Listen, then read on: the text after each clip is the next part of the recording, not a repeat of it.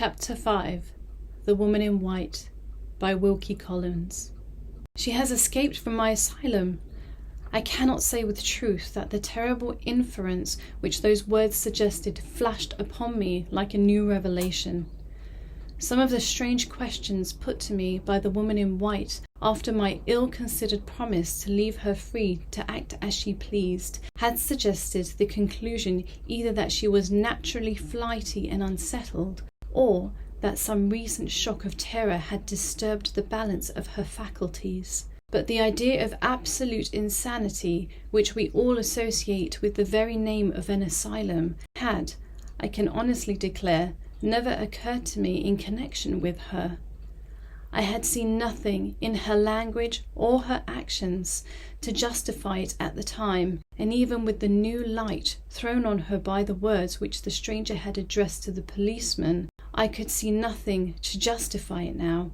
What had I done? Assisted the victim of the most horrible of all false imprisonments to escape, or cast loose on the wild world of London an unfortunate creature whose actions it was my duty and every man's duty mercifully to control? I turned sick at heart when the question occurred to me, and when I felt self-reproachfully that it was asked too late.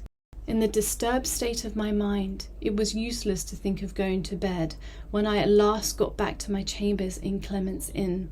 Before many hours elapsed, it would be necessary to start on my journey to Cumberland. I sat down and tried, first to sketch, then to read, but the woman in white got between me and the pencil, between me and my book.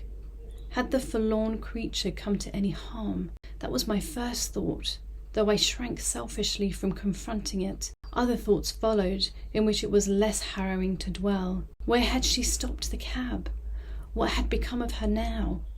Had she been traced and captured by the men in the chaise? Or was she still capable of controlling her own actions, and where were two following our widely parted roads towards one point in the mysterious future at which we were to meet once more?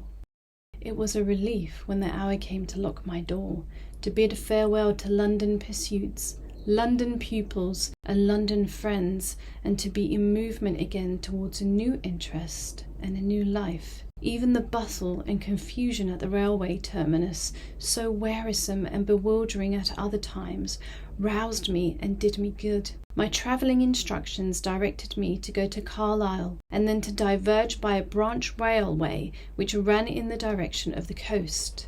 As a misfortune to begin with, our engine broke down between Lancaster and Carlisle.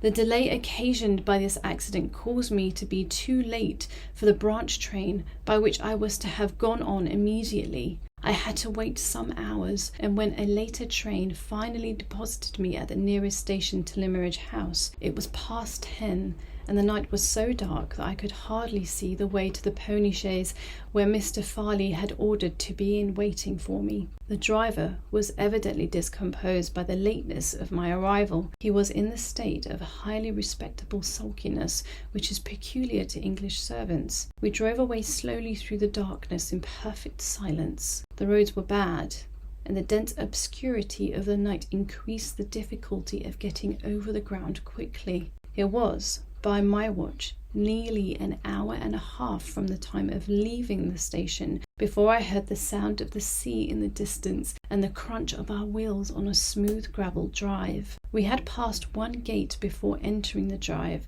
and we passed another before we drew up at the house. I was received by a solemn manservant out of livery, was informed that the family had retired for the night, and was then led into a large and lofty room where my supper was awaiting me, in a forlorn manner, at one extremity of a lonely mahogany wilderness of dining table. I was too tired and out of spirits to eat or drink much. Especially with the solemn servant waiting on me as elaborately as if a small dinner party had arrived at the house, instead of a solitary man. In a quarter of an hour I was ready to be taken up to my chamber. The solemn servant conducted me into a prettily furnished room. "Breakfast at 9 o'clock, sir," looked all round him to see that everything was in its proper place, and noisily withdrew. "What shall I see in my dreams tonight?" I thought to myself as I put out the candle. The woman in white, or the unknown inhabitants of this Cumberland mansion? It was a strange sensation to be sleeping in the house like a friend of the family, and yet not to know one of the inmates, even by sight. Thank you for letting me read to you tonight. If my voice helped you relax or drift off, I'd be so grateful if you pressed the subscribe button and turned on the notification bell. It really helps me continue creating these bedtime stories for you. Sweet dreams, lovely. I'll see you in the next chapter.